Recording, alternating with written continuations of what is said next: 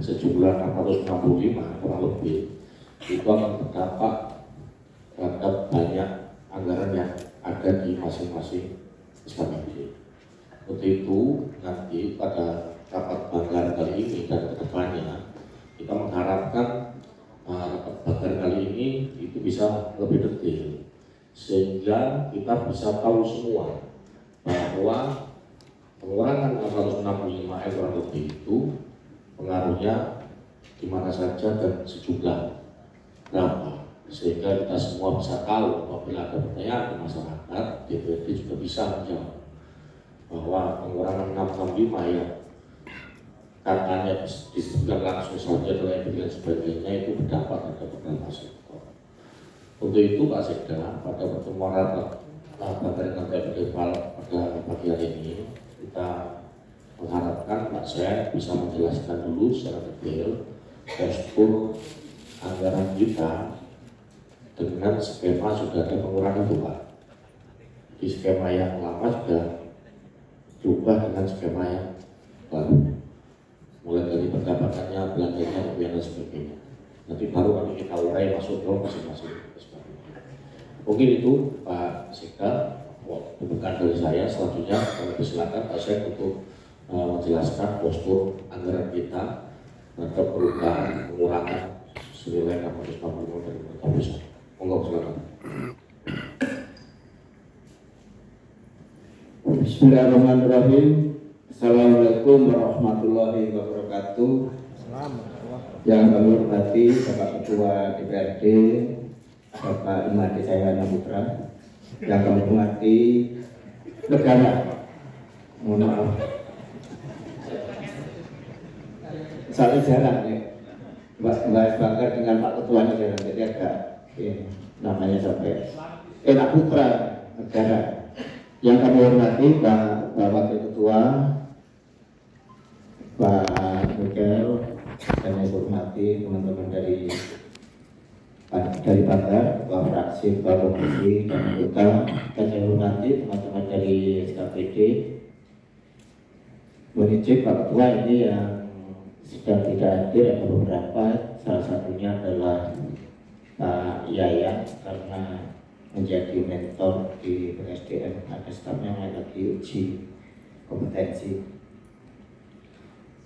dan seluruh peserta rapat yang kami hormati. Alhamdulillah, bersyukurlah pada siang ini kita bisa bertemu dalam rangka untuk membahas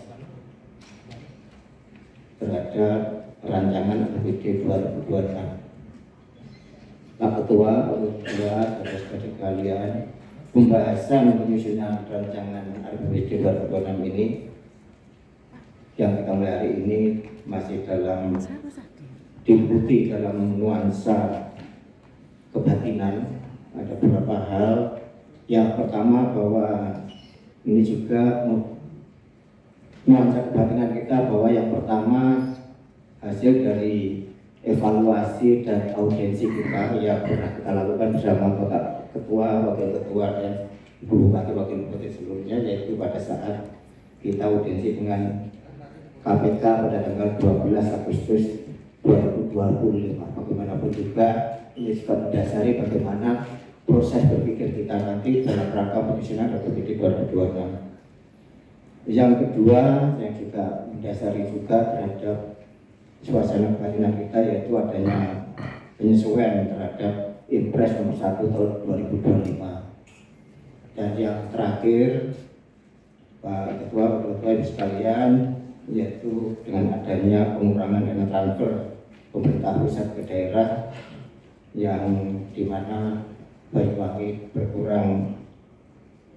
sekitar 665 miliar. Tetapi Bapak sekalian kami hormati, pemerintah pusat juga kemarin saat saya retreat juga selama 4 hari di Jatinangor masih memberikan semangat, menyemangati kita bahwa pada prinsipnya silakan anggaran yang diberikan oleh pemerintah pusat itu digunakan semaksimal mungkin, sebagaimana sebaik mungkin, mengaturnya, strateginya bagaimana, skenario seperti apa, dan nanti insya Allah ini janji, tapi kita dalam membahas bahasanya tidak usah mikir janji dari pemerintah pusat, nggak bisa menjanjikan itu mungkin pada sekitar April atau triwulan kedua itu kalau pendapatan dari APBN itu akan baik, akan diteruskan bahkan ke pemerintah daerah. Itu yang disampaikan pada saat itu. Dan juga kalau sekalian yang saya hormati SKPD DPR teman-teman Banggar, bahwa sebenarnya disampaikan ada peluang bagaimana menggerakkan pertumbuhan ekonomi dan roda ekonomi di daerah itu, karena ada anggaran-anggaran dari pusat yang sekitar 1,3 triliun ini yang ada di pusat yang nanti digelontorkan ke daerah, akan tapi dalam bentuk kegiatan-kegiatan yang besar, antara lain adalah ada di kegiatan di IJD, Infrastruktur Daerah, ada di NTG, di KMP maupun di rakyat. Dan alhamdulillah Pak Wakil Ketua kami laporkan, Ibu Bapak Ketua kami laporkan, Banyuwangi ini termasuk yang untuk sekolah rakyat ini mendapatkan pembangunan yang tahap pertama. Kalau tahap kedua, tahap pertama itu yang kemarin dilakukan untuk rintisan yang ada di Lekit, itu tahap pertama itu kita dapat 4 miliar waktu itu untuk renovasi, dan ini kita untuk pembangunan asalnya menjadi tahap pertama. Itu sudah dilaksanakan kontrak oleh Kementerian PU. Kita klaster pertama Jatim 4 itu Banyuwangi, Jember, Gresik, Surabaya, Kediri. Ini 5 kabupaten kota, jadi satu paket kegiatan senilai 1,255 triliun. Jadi paketnya pusat. Jadi 5 kabupaten kota itu 1,255 triliun sudah dilakukan lelang mulai tanggal 15 Oktober kemarin, dan insya Allah per 27 November ini sudah ada tanda tangan kontrak untuk kontrak kegiatan itu. Tentu terhadap kegiatan itu, kalau angkanya kemungkinan Banyuwangi kalau dibagi 5 kan kita 255 miliar. Itu meskipun rekanan itu mungkin kontraktornya mungkin BUMN, mungkin juga dari tempat-tempat, tapi tentu teman-teman sekalian SKPD maupun DPRD bisa saya kira masuk, karena ada beberapa kegiatan kan nggak mungkin, misalnya untuk menggerakkan roda ekonomi daerah, misalnya paving kan nggak mungkin beli dari Surabaya gitu, mungkin pavingnya bisa dari lokal dan sebagainya, juga batu misalnya dan sebagainya itu dari ini. Nah, tentu ini kesempatan kita bagaimana meskipun di saat dalam kondisi kita sedang tidak baik-baik saja dengan kondisi seperti yang akan kita bahas ini, masih kita bisa menggerakkan roda ekonomi yang ada kita. Pak Ketua, Wakil Ketua dan teman-teman Banggar sudah saya hormati, sebelum saya sampaikan paparan terhadap postur anggaran kita setelah hasil exercise kita dari TAPD, tentu nanti masih banyak hal yang perlu kita diskusikan bersama, masukan dari teman-teman, piye caranya dan piye enaknya dan bagaimana ini bisa nanti akan sesuai dengan tujuan kita di RPJMD maupun minimal itu untuk pelayanan masyarakat tidak terkurangi.